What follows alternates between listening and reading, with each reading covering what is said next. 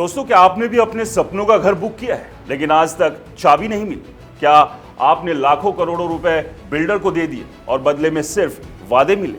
क्या आप जानते हैं कि भारत में हर 10 में से 8 होम बायर एक ऐसी गलती करते हैं जो उनकी पूरी जिंदगी की कमाई डुबो देती? और सबसे बड़ा सवाल, क्या अगला शिकार आप हो सकते हैं?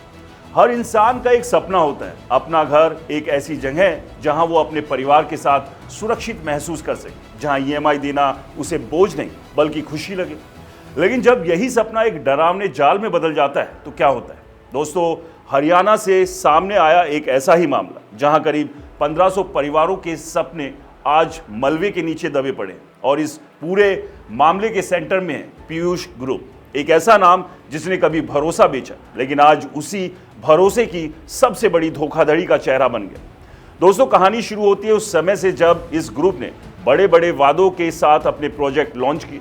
लग्जरी फ्लैट्स, शानदार लोकेशन, मॉडर्न सुविधाएं और सबसे बड़ा वादा, समय पर डिलीवरी। लोगों ने अपनी जिंदगी की बचत, पीएफ, लोन, यहां तक कि गहने तक बेचकर इस प्रोजेक्ट में पैसा लगाया क्योंकि उन्हें लगा कि ये सिर्फ एक निवेश नहीं बल्कि उनके बच्चों का भविष्य है। लेकिन साल दर साल बीतते गए, प्रोजेक्ट की डेडलाइन बढ़ती गई और साइट पर काम रुकता चला गया। धीरे धीरे सच्चाई सामने आई, बिल्डर ने पैसा लिया लेकिन घर नहीं दिया।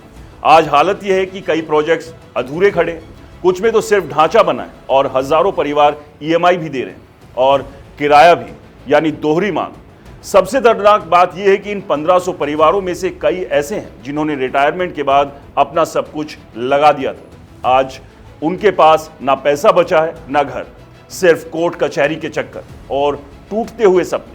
लेकिन सवाल यह है कि आखिर ऐसा होता क्यों है? क्या सिर्फ बिल्डर दोषी है या सिस्टम में ही कोई बड़ी खामी है? दोस्तों, दरअसल भारत में रियल एस्टेट सेक्टर लंबे समय तक बिना सख्त नियमों के चलता रहा। बिल्डर्स एडवांस में पैसा लेते रहे और उसी पैसे से नए प्रोजेक्ट लॉन्च करते रहे, यानी एक तरह का चेन फंडिंग मॉडल, जहां अगर एक प्रोजेक्ट में पैसा अटक गया तो पूरा सिस्टम ही गिर जाता है। और इसी गैप का फायदा उठाकर कई बिल्डर्स ने लोगों के भरोसे का सौदा किया। अब यहां आता है वो ट्विस्ट जो आपको हिला देगा। एक रिपोर्ट के मुताबिक भारत में करीब 80% होम बायर्स एक ही गलती करते हैं, वो बिना पूरी जांच पड़ताल के सिर्फ लोकेशन, कीमत और वादों के आधार पर प्रॉपर्टी बुक कर लेते हैं और ये नहीं देखते कि प्रोजेक्ट रेरा में रजिस्टर्ड है या नहीं, बिल्डर का ट्रैक रिकॉर्ड कैसा है, जमीन पर कोई कानूनी विवाद तो नहीं, और सबसे बड़ी गलती, वो अंडर कंस्ट्रक्शन प्रोजेक्ट में पैसा लगा देते हैं जहां रिस्क सबसे ज्यादा होता है। और यही गलती इस केस में भी हुई। लोगों ने सोचा कि अभी सस्ता मिल रहा है, बाद में कीमत बढ़ेगी, लेकिन वो ये भूल गए कि अगर प्रोजेक्ट ही पूरा नहीं हुआ तो कीमत बढ़ने का कोई मतलब ही नहीं। अब सवाल उठता है, क्या रेरा आने के बाद भी ऐसे घोटाले हो रहे हैं? जवाब है हाँ, क्योंकि कानून बनने से ज्यादा जरूरी है उसका सख्ती से पालन होना। कई बिल्डर्स आज भी नियमों को दरकिनार कर रहे हैं और खरीदारों की मजबूरी का फायदा उठा रहे हैं। इस पूरे मामले में सबसे बड़ा नुकसान सिर्फ पैसों का नहीं, ये भरोसे का नुकसान है।